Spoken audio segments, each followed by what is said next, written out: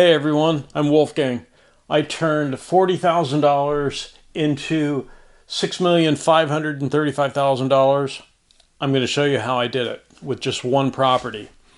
I bought this was the very first property I bought. I bought it in 1993. It was a bank-owned property. At that time, the savings and loan crisis had occurred, and there were a lot of foreclosed properties all over the country on the books of banks, and the banks wanted to get rid of them. I negotiated a very low down payment of 15%, $40,000, pretty much all the money I had at the time. I was just over a year out of college. So the reason the 15% worked, again, it was a foreclosed property that I bought. The bank wanted it off their books. The prior owner had paid $450,000 for that 9-unit apartment building, so I got a good deal on the price. Normally, just to let you know, when you go over 4 units in rental property, 5 units, 6, 7, 8, 9, 15, 20, 50, 100 units, that's called commercial residential property. Generally, the down payment is 25% or greater, 30%, 35%. Definitely not 15%. So this was an unusual case because of the conditions in the market. There were a lot of foreclosed properties. So I $40,000 down payment. I had 9 units. It was a 9-unit apartment building. We were living in Silicon Valley at the time. I just graduated from college. I was a software engineer working in the tech industry. In this building, the average rent in the 9 units was $600 a month. So the monthly rental gross rental income was $5,400 a month. Over the course of the first year, the gross rent was $64,800. So I tended to raise the rent, which is, tenants expect you to raise the rent. They know that the rent goes up.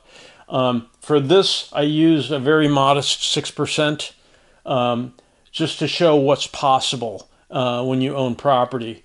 So the 6% rent increase on the $600 average rent was only $36. So going to my tenants in those days and giving them a $36 a month rent increase, not a big deal. So at the beginning of the second year, the average rent for the 9 units in the building was $636. Okay, so fast forward from then to the present day, 2024. The annual rent, and by the way, the annual rent was $64,800. The monthly rent times 12 months, $64,800. What I wanted to do is I wanted to calculate the gross rent that I collected over all the years between the time I bought it and now. And I used the future value of an annuity formula. If you look up online for this formula, if you want to add up rents over the years, it's called the future value of an annuity. An annuity is a payment, which in this case was the annual rent times an increase, which in my case I use a very modest 6%.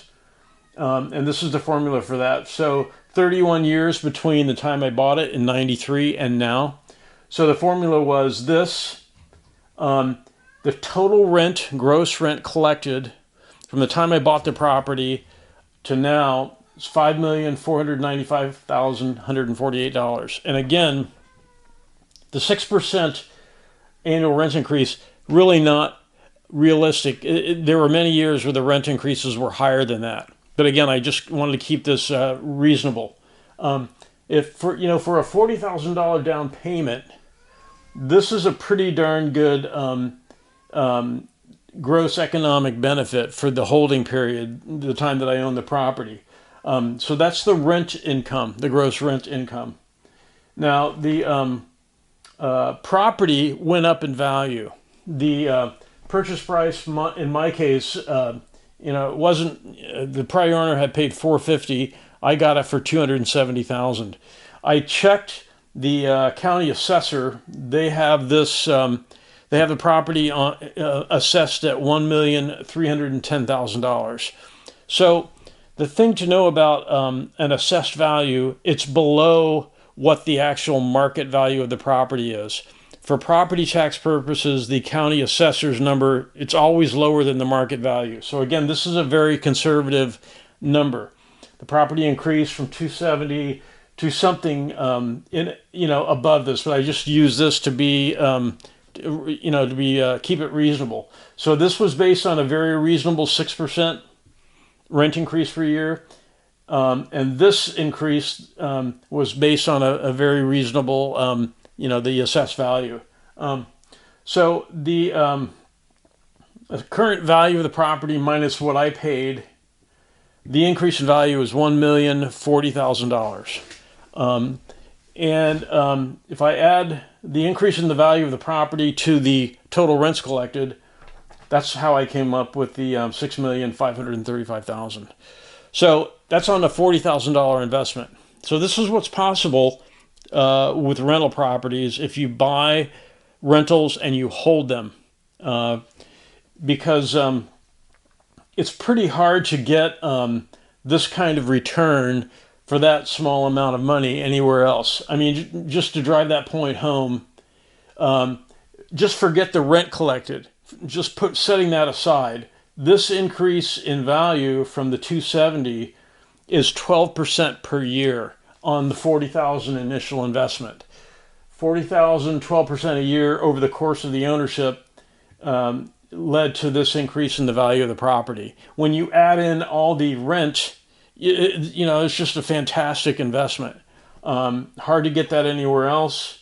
And so this was a conservative number. This was a conservative increase in value. And I did not include the tax shelters I got from, because I had an income from being a software engineer. And I was able to write off from shelter my income tax using the depreciation write-off of the property, the mortgage interest write-off, and the write-off of the property taxes. So I didn't really include that in this number. So you start getting the idea, even if you only raise rent a very small amount, even if you only get a modest increase in the value, you're kind of doing really well. This number is probably closer to $7, $8, $9 million, because again, this was a conservative number, and the 6% rent increase was conservative. So it's hard to get that kind of rate of return. So there's really two main points I wanted to make with this. The first one is when you buy property, you should set a minimum holding period. You should go into it for the long term and plan on holding it for the long term, because this was a long-term hold.